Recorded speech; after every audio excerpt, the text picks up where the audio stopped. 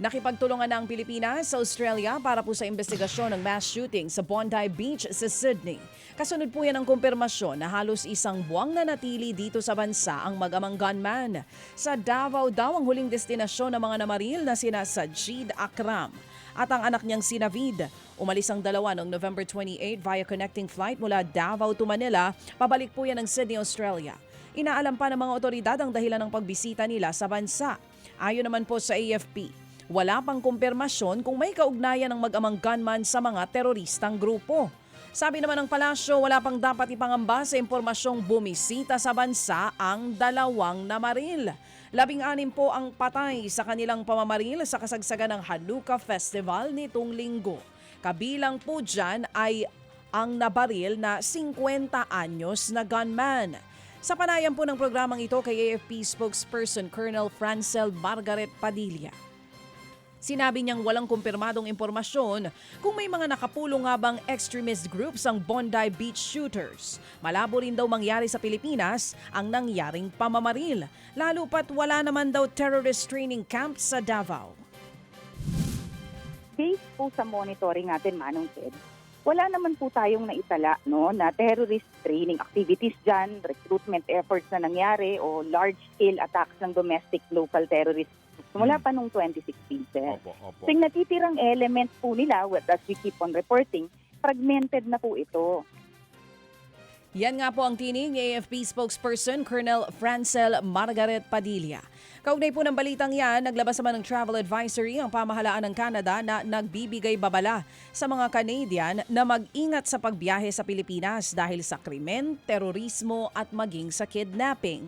Partikular po na pinayuhan ng Canadian government na iwasan ang lahat ng biyahe sa ilang probinsya dahil sa malubhang banta ng karahasan at sagupaan. Kabilang po dyan ang Basilan, Cotabato, Lanao del Sur, Lanao del Norte, Maguindanao, Misamis Occidental, Sarangani, South Cotabato, Sultan Kudarat, Sulu, Tawi-Tawi. Kasama rin po ang Zamboanga del Norte, Zamboanga del Sur at Zamboanga Sibugay. Pinayuhan din ang pag-iwas sa mga biyahe sa Central at Eastern Mindanao, maliban na lamang kung mahalaga dahil sa panganib ng kidnapping at mataas na antas ng krimen. Kabilang sa mga lugar na may non-essential travel warning ang mga probinsya sa Agusan del Norte, Agusan del Sur, Bukidnon, Davao de Oro, Davao del Norte, Davao del Sur, puwera na lamang sa Davao City. Kasama rin po sa advisory ang Davao Occidental, Davao Oriental, Misamis Oriental, Surigao del Norte, puwera rin po sa Siargao Island at sa Surigao del Sur.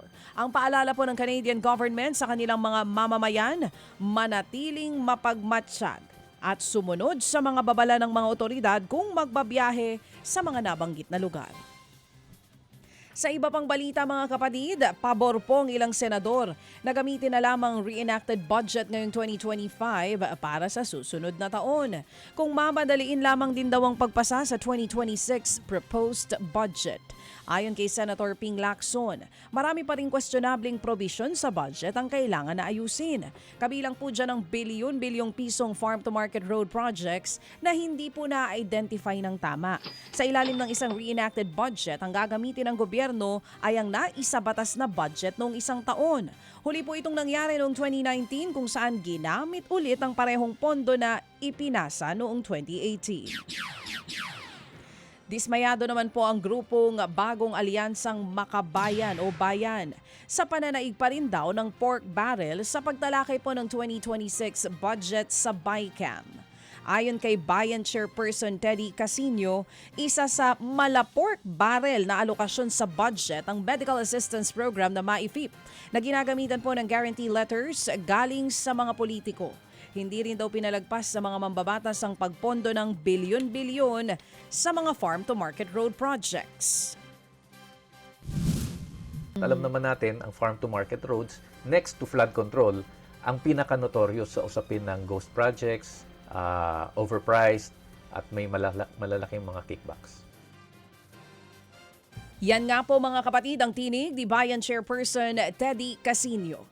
Samantala, dumagdag na rin po ang mahigit 70 health professionals at medical organizations sa mga nanawagan na alisin na po ang medical assistance to indigent and financially incapacitated patients o MAIFIP program sa 2026 budget.